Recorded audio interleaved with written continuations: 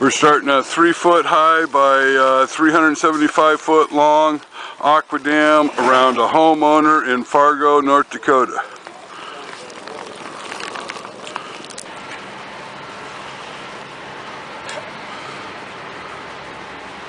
We've got approximately 120 feet out of the AquaDam.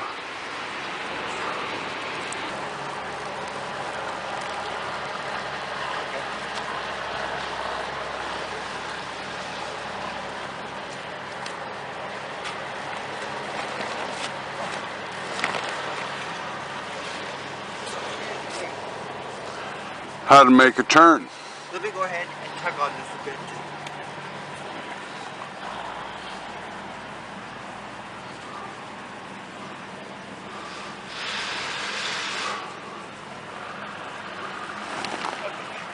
We'll come back.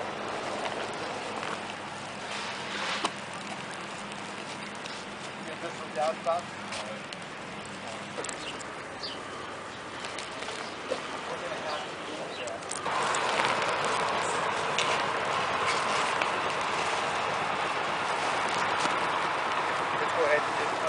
This is where the two ends of the AquaDam are going to come together. It's one long AquaDam. It's going to butt in to itself.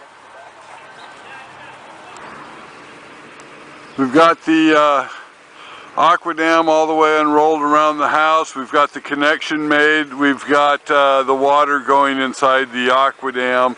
The water has come around and is now right to there. We have to help the water around each pleat, which a pleat is where there's a turn at. The inside of the turn has folds in it, such as this fold here. Of course, the outside's longer than the inside, so that's why there's pleats. And the pleats have to be finessed to get the water to go around the pleat.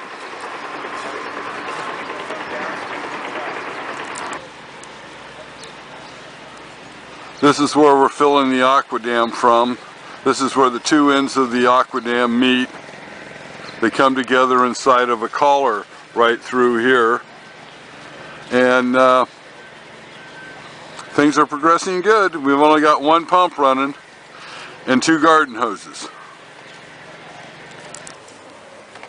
We're doing the pleats, massaging the AquaDam so that the water will go around on the inside tube, and you have to, because there's pleats versus the outside tube doesn't have as many pleats.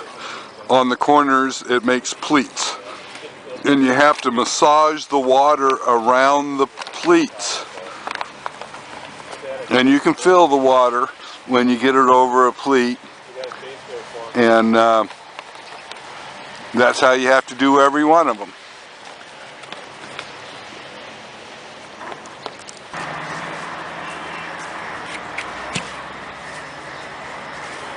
Particle board plywood to keep the foot traffic from making mud out of his yard. You want to extend on this one, don't you? No, yep, before you make this, you know, it's toggle when you go inside. We've been pumping approximately 2 hours. This AquaDam will have approximately 50,000 gallons of water when it's completely full.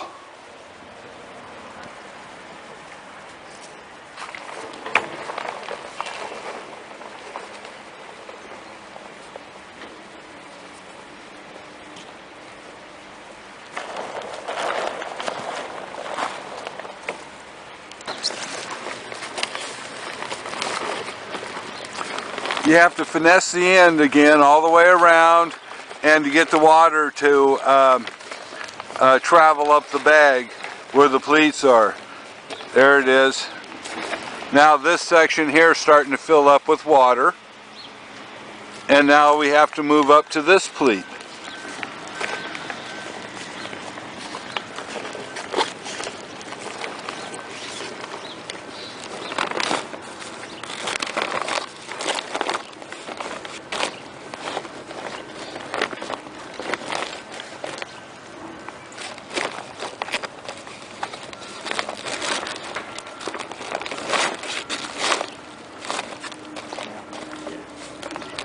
Here it is. Now we got water past that pleat.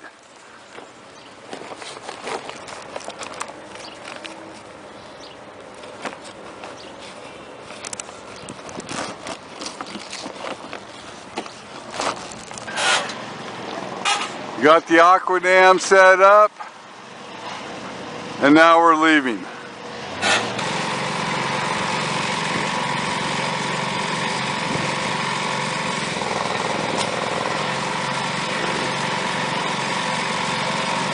We got a portable sandbagger that's putting sand into the bags.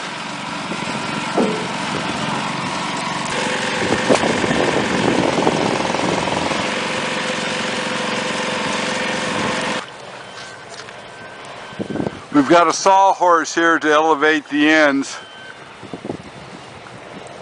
Everything's looking good.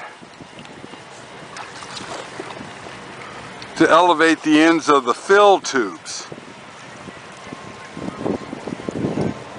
This is what the sawhorse is used for.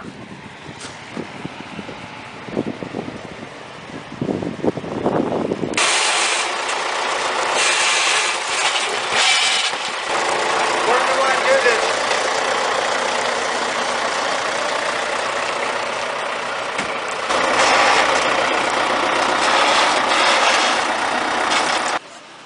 This is the installation of a 3-foot high AquaDam across the river from Fargo in Moorhead, Minnesota.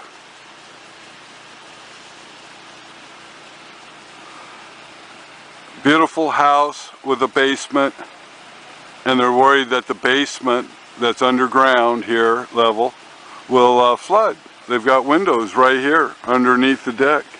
But their main concern is a septic tank pump station that's here.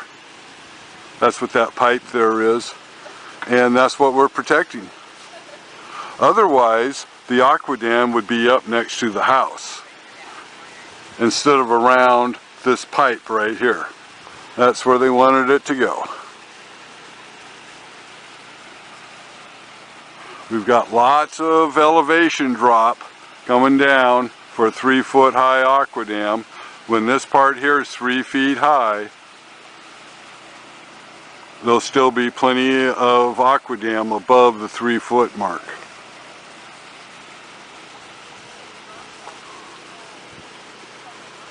We've been pumping for approximately 20 minutes. We're still filling up the AquaDam. There's windows right underneath the deck here that go to the basement. And there's a toilet in the basement. And the sewage is pumped up to this holding station and then pumped to the front of the yard where there's a septic system. And of course, if that goes underwater, that's just gonna flood out the toilet, and the water's gonna come right in through the toilet.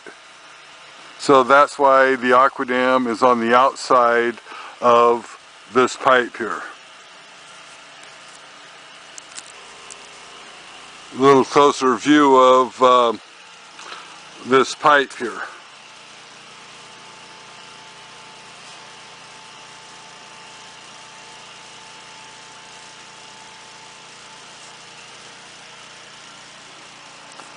And the house has windows, which is the low part of the house, but the basement is some 5 feet lower than the bottom of the window. So thus they need an AquaDam.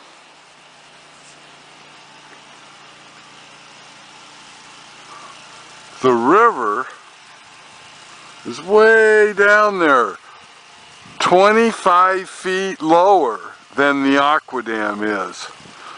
But the Army Corps of Engineers has forecasted it to rise in the next 5 days, 25 feet. It's unbelievable at this stage that river can climb 25 feet in elevation. But that's what they're predicting, and that's why they're putting in an AquaDam.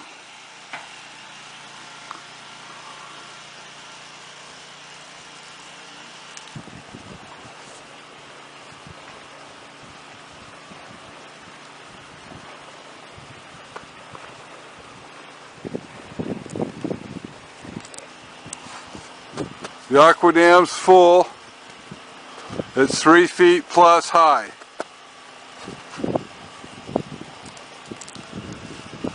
We've incorporated this tree into the design, so when the water's pushing on the AquaDam, it will push the AquaDam into the tree.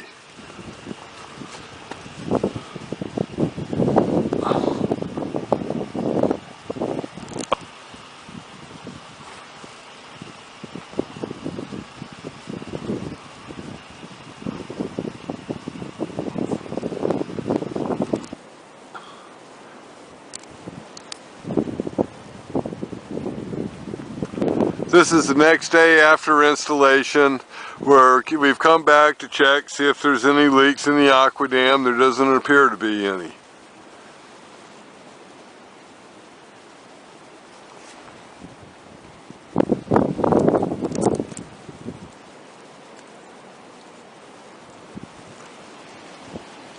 This is standing on the balcony looking out over the AquaDam and into the river. This is the Red River, and it's a long ways down there, 20-25 feet lower than the bottom of the AquaDam. But it's predicted to rise in the next couple of days to be and cresting right at the base of this 3-foot high AquaDam. So the homeowner is buying a little insurance here that doesn't get any higher.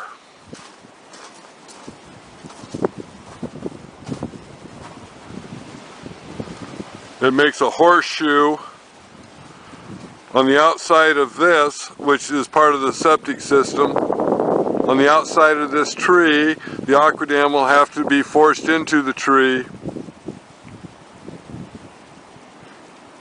and around and up the bank.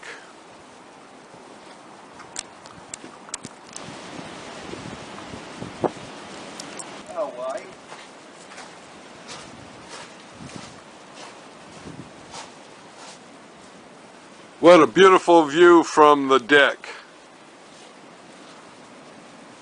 Okay, should I start walking? Okay.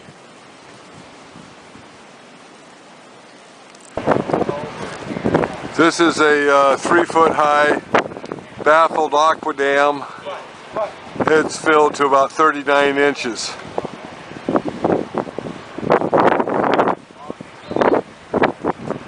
Goes all the way around this beautiful house.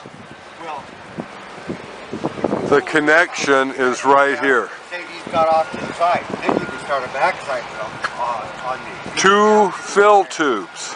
One here, one there.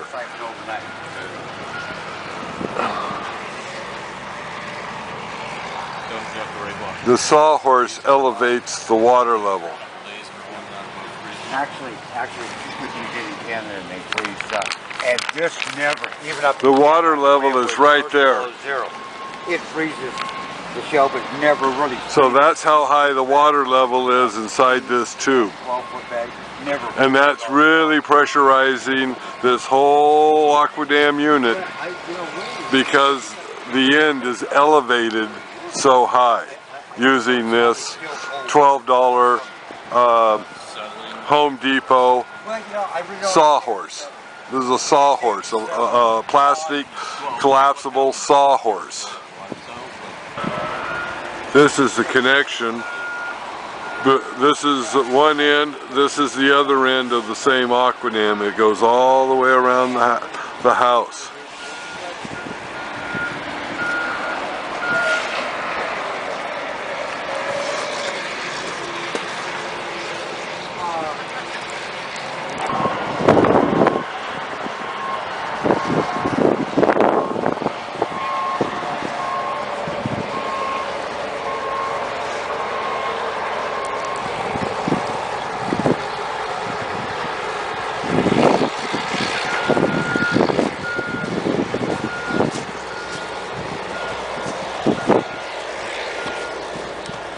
A loop is sewed in every so often to tie to. Did not have to tie to these loops to install this AquaDam. Goes all the way around the house.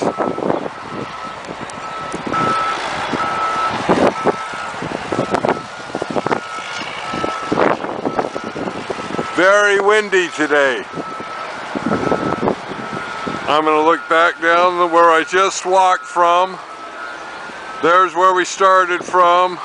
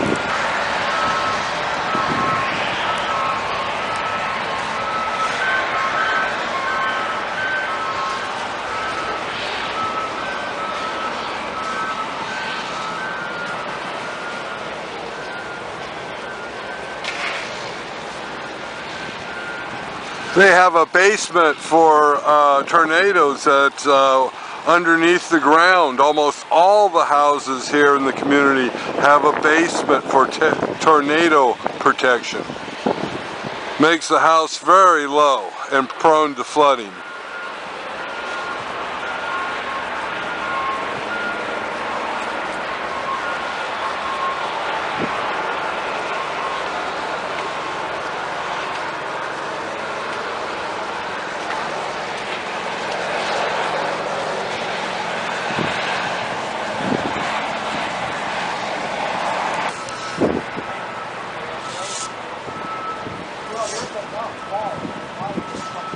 The last time it flooded, water level was to the top of the road out there where the cars parked. They expected 18 inches higher this time. All the neighbors are sandbagging. We did this house with 3 people, 1 pump, in 1 day. What's that? The jet ski. Probably better to load in the back of the pickup and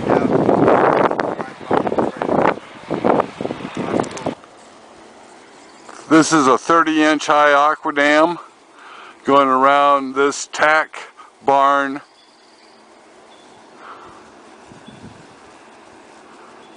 One of 3 buildings this homeowner has decided to protect against flooding in Fargo, North Dakota. The AquaDam can bend and squeeze between tight places or bend out around a window.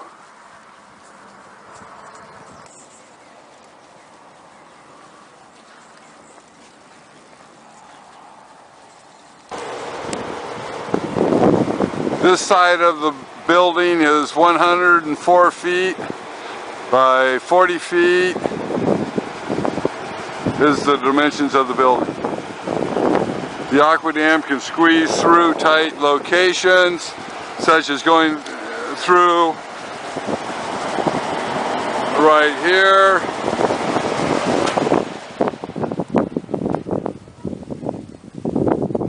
They kind of moved this, I don't know what it is, but it's not exactly flat anymore, but the AquaDam fitted in there, and that's how she looks. This is dunnage. It was the wrap that the AquaDam came in. They've got that up against these sharp corners of these 2 appliances, air conditioners, I suspect.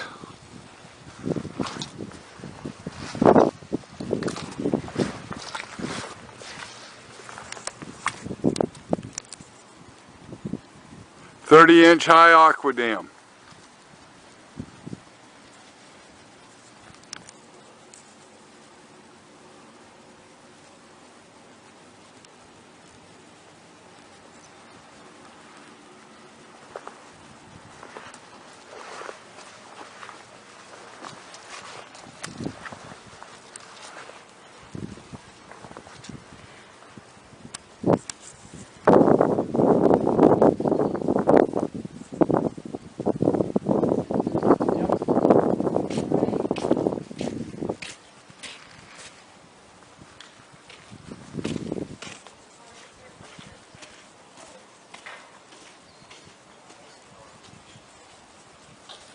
This is the main house.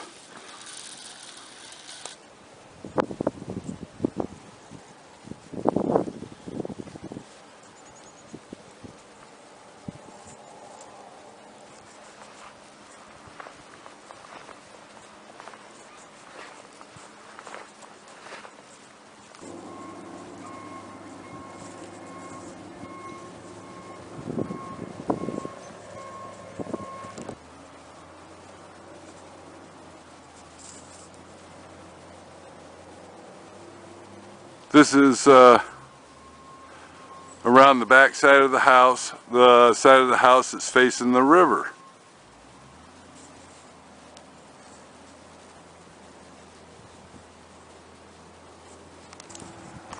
Appears to be a little house, like a kid's house. They've got a wooden dike made out of plywood and some sandbags and visqueen.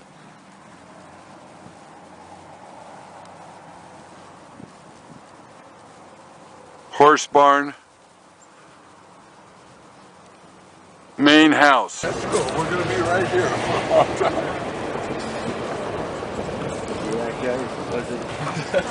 There's priorities like that. Those cigarettes are expensive.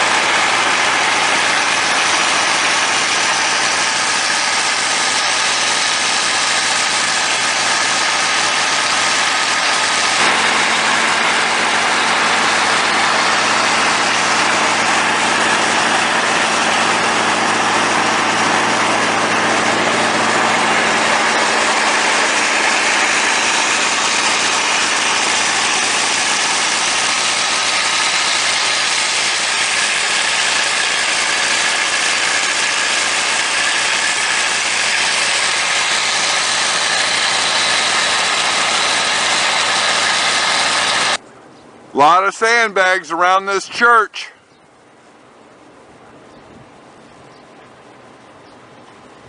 Because they're colored orange, white, and yellow, makes a better picture.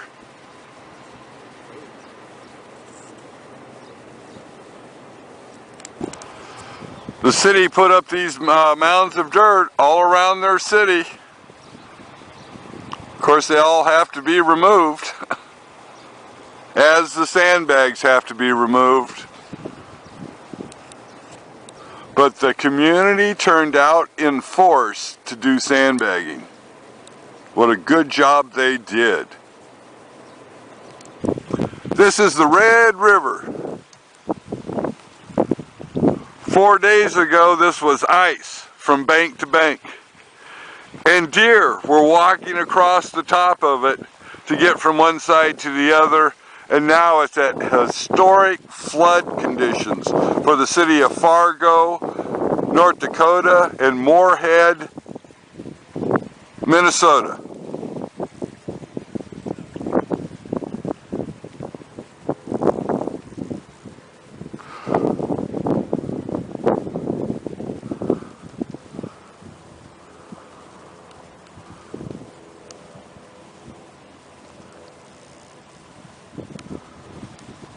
We have a customer that has 3 houses right over here, and that's where we're headed to see if we can lend a hand.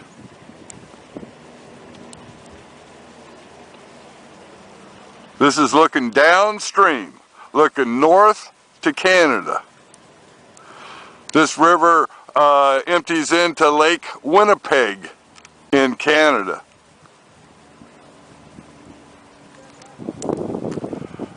Red River, Case County, North Dakota. March 29th, 2009. Historic high river level for the Red River.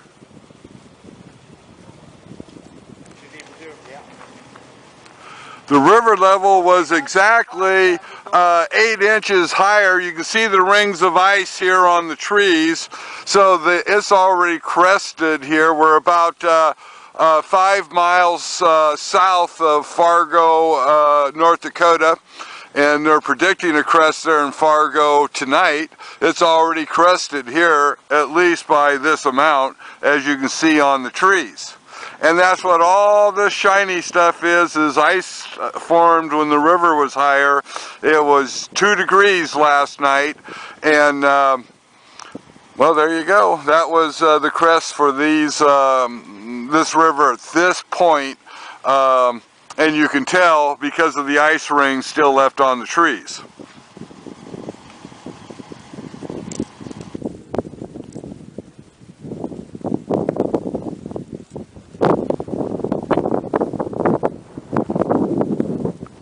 There's 3 houses, 2 houses and 1 barn at this homeowner's address on the Red River. This is the barn and the main house.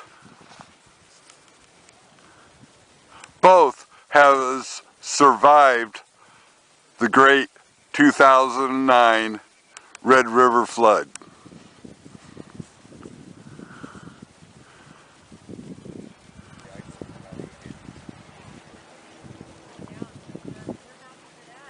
Well, good. We'll be out of your hair. Like she's Road closed.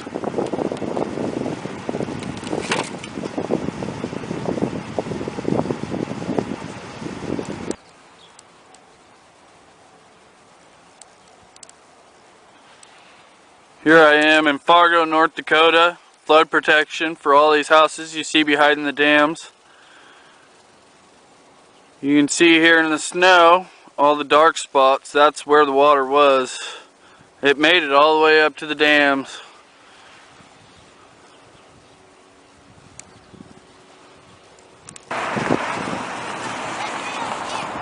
In Fargo, North Dakota, right on the border. Very, very flooded.